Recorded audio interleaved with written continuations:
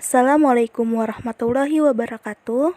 Kami dari kelompok 3 metode pembelajaran matematika akan menyampaikan presentasi mengenai berpikir matematika, tujuan matematika, dan fungsi dari matematika.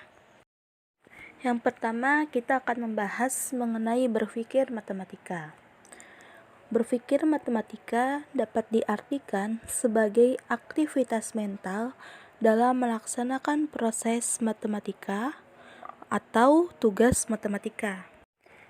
Jika kita tinjau dari kedalaman atau kekompleksan kegiatan matematika yang terlibat, berpikir matematika dapat digolongkan dalam berpikir matematik tingkat rendah, yaitu mengenal dan menghafal rumus serta menggunakan dalam perhitungan rutin atau algoritmi yang menggunakan pemahaman mekanikal, komputasional, instrumental, dan knowing how to.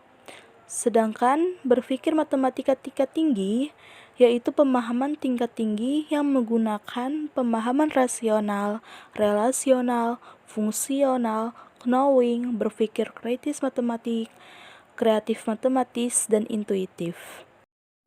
Sedangkan berdasarkan kedalaman atau kekompleksan kegiatan matematika, berpikir matematis dapat dikelompokkan berdasarkan jenis kemampuannya dalam matematika, yaitu pemahaman konsep, pemecahan masalah, penalaran dan pembuktian, komunikasi, koneksi, serta representasi, yang akan kita bahas pada slide selanjutnya ya. Selanjutnya adalah berpikir kritis matematik. Berpikir kritis merupakan suatu proses yang bertujuan agar kita dapat membuat keputusan-keputusan yang masuk akal, sehingga apa yang kita anggap terbaik tentang suatu kebenaran dapat kita lakukan dengan benar. Berpikir kritis dalam matematika yaitu kemampuan dan disposisi untuk melibatkan pengetahuan sebelumnya, penalaran matematis, dan menggunakan strategi kognitif dalam menggeneralisasi, membuktikan, atau mengevaluasi situasi matematis yang kurang dikenal dengan cara reflektif. Maka dapat kita simpulkan, berpikir kritis matematis adalah aktivitas mental yang dilakukan menggunakan langkah-langkah, yaitu memahami dan merumuskan masalah dalam matematika, lalu mengumpulkan informasi yang diperlukan yang dapat dipercaya. Setelah itu menganalisis informasi yang diperlukan dengan mengklarifikasi informasi yang diperlukan dan yang tidak diperlukan.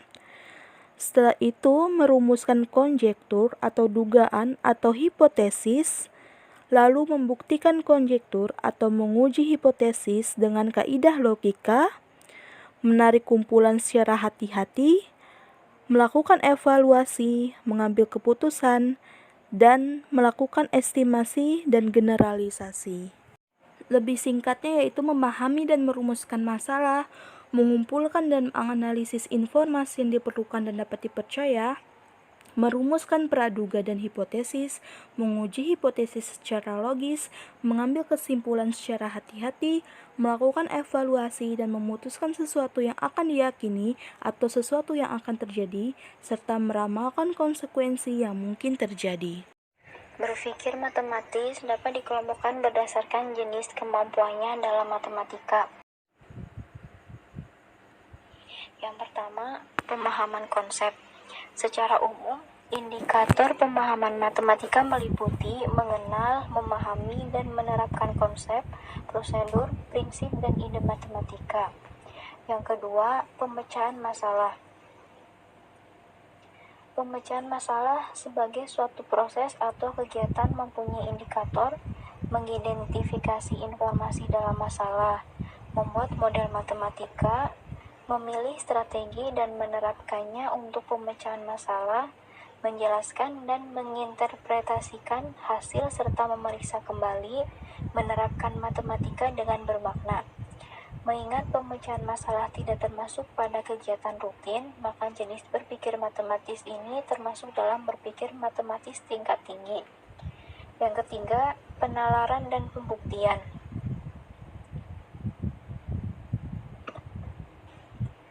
Secara umum, terdapat dua jenis penalaran matematika, yaitu penalaran induktif adalah proses penalaran dari hal-hal yang khusus ke hal-hal yang umum.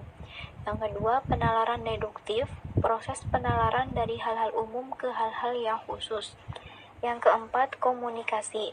Kegiatan yang termasuk ke dalam jenis berpikir komunikasi dalam matematik adalah dapat mentransformasi masalah nyata ke dalam bahasa matematika, menjelaskan ide, situasi, dan relasi matematika secara lisan atau tulisan, mendengarkan, berdiskusi, dan menulis tentang matematika, membaca dengan pemahaman suatu representasi matematika tertulis, membuat konjektur, menyusun argumen, merumuskan definisi dan generalisasi, mengungkapkan kembali suatu uraian atau paragraf matematika dalam bahasa sendiri.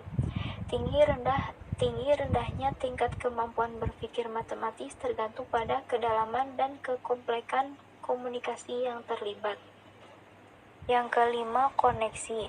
Kegiatan yang termasuk dalam koneksi matematik adalah mencari hubungan berbagai representasi konsep dan prosedur, memahami hubungan antar topik dalam matematika, mengaplikasikan matematika dalam bidang lain maupun dalam kehidupan nyata, memahami representasi ekuivalensi suatu konsep matematika, mencari hubungan antara satu prosedur dengan prosedur lain dalam representasi ekuivalen, menerapkan hubungan antar topik dalam matematika dan antar topik matematika dengan topik di luar matematika. Tinggi rendahnya tingkat kemampuan berpikir matematis tergantung pada kedalaman dan kekomplekan hubungan yang diberikan. Yang keenam, representasi. Secara umum, representasi adalah suatu konfigurasi yang dapat menyajikan suatu benda dalam suatu cara.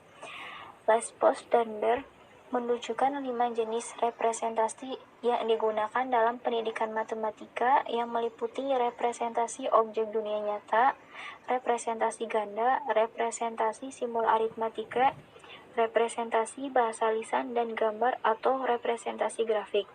Representasi objek dunia nyata dan representasi ganda termasuk berpikir matematika tingkat rendah karena hanya memerlukan proses berpikir yang sederhana.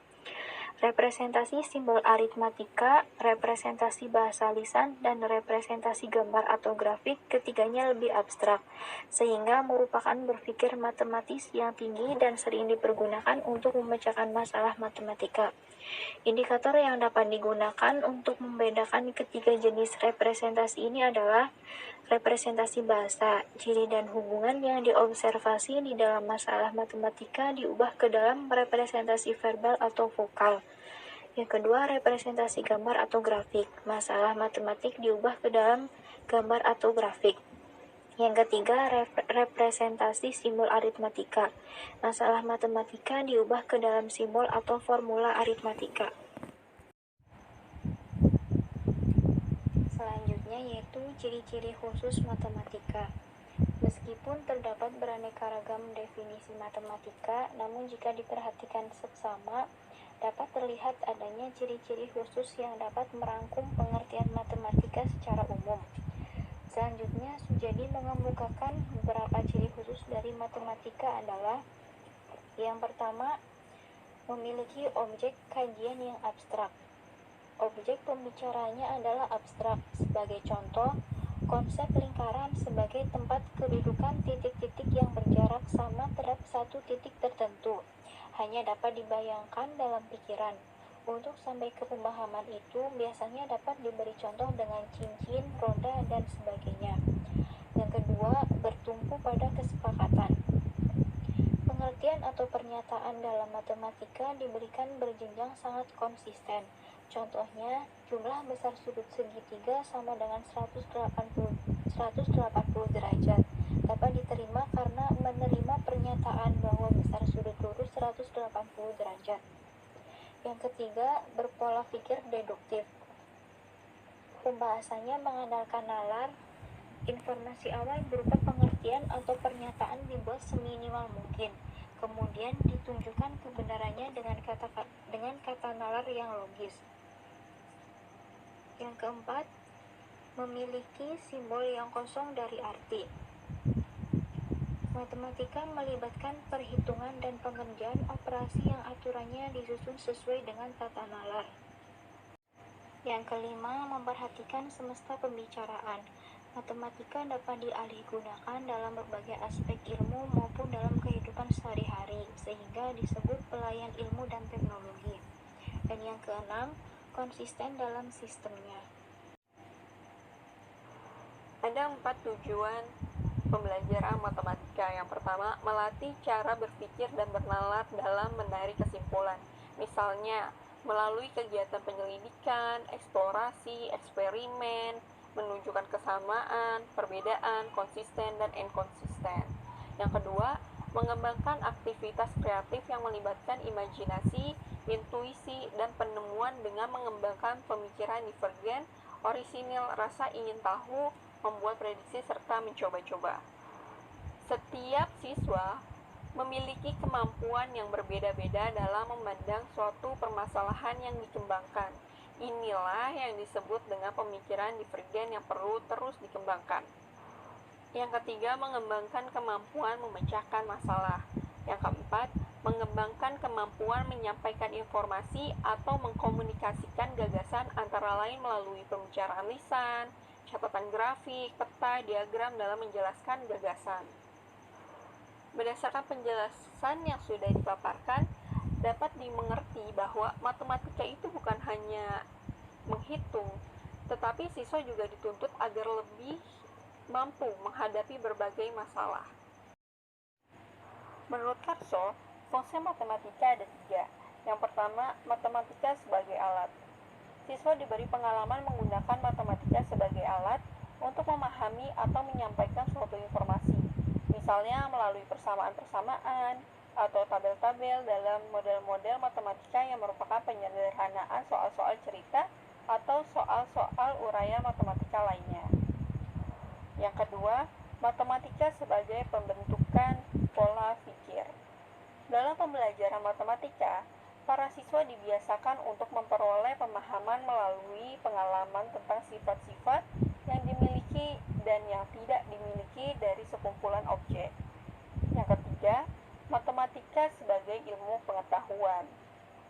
Guru harus mampu menunjukkan bahwa matematika selalu mencari kebenaran dan bersedia meralat kebenaran yang telah diterima. Bila ditemukan kesempatan untuk mencoba mengembangkan penemuan-penemuan sepanjang mengikuti pola pikir yang sah. Berdasarkan pemaparan fungsi matematika di atas, dapat disimpulkan bahwa apabila suatu pembelajaran sudah berpedoman pada ketiga fungsi tersebut, maka tujuan dari pembelajaran matematika pun akan tercapai dengan maksimal. Alhamdulillah, terima kasih. Kita sudah sampai di penghujung video materi. Semoga dapat bermanfaat dan mudah dimengerti. Wassalamualaikum warahmatullahi wabarakatuh.